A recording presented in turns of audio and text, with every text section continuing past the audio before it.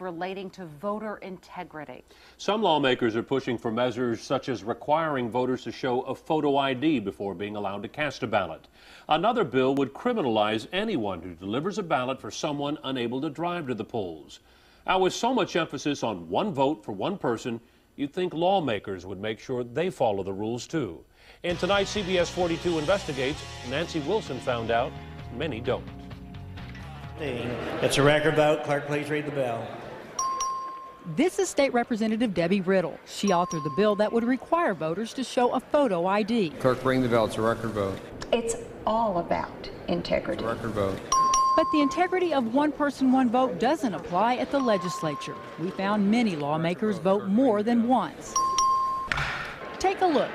Riddle votes, turns around, votes again for State Rep Kemple. Rewind and watch the men on the screen. Elkins goes to vote for Merritt, but Hancock is faster. Elkins heads back to his desk, but before he can vote, Joe Crabb turns around and beats him to it. There is so much going on during the vote on the HPV vaccine mandate, you really have to pay attention. Start with State Rep Hamilton at his desk, who leans over to vote a second time for his desk mate Dan Branch, then reaches back to vote for Charlie Howard and casts a fourth vote for Wayne Smith. He's not the only one scrambling to vote. Rewind the video and take a look at the top of the screen. State Reps West and Phillips both lean over to vote for themselves and their desk mates. Phillips votes a third time for Christian. On the left, Donna Howard votes for State Rep Vo. State Representative Dunham didn't have to leave his chair to cast 4 votes, one for himself, then for Coleman, Martinez Fisher, and then Veazey. Sometimes the voting is across party lines. Hartnett, a Republican, reaches back to vote for Democrat Oliveira. Democrat Matt Reynolds votes for Republican England, and Republican John Davis votes for Democrat Noriega.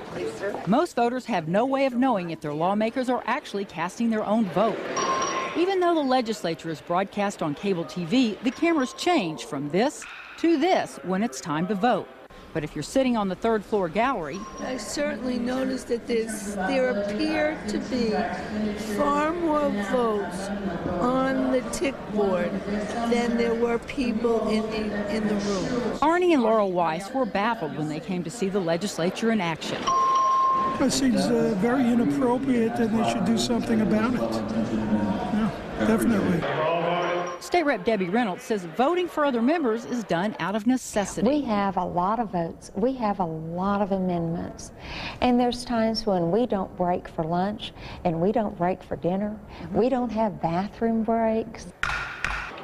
Necessity or not, one thing is clear. They aren't supposed to be doing it.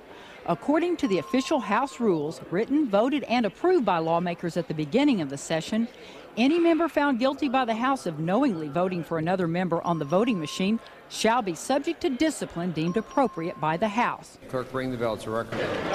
So, should lawmakers do it? Well, there's no question. At face value, it seems a blatant affront to their own rules.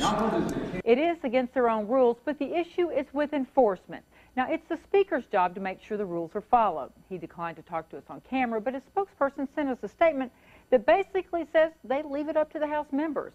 Although the practice is widespread, we couldn't find any instances of lawmakers being disciplined for voting more than once. Nancy Wilson, CBS 42 Investigates. If you'd like to read the full statement from Speaker Cranach's spokesperson, you'll find it on our website, KITV.com. Hot one today.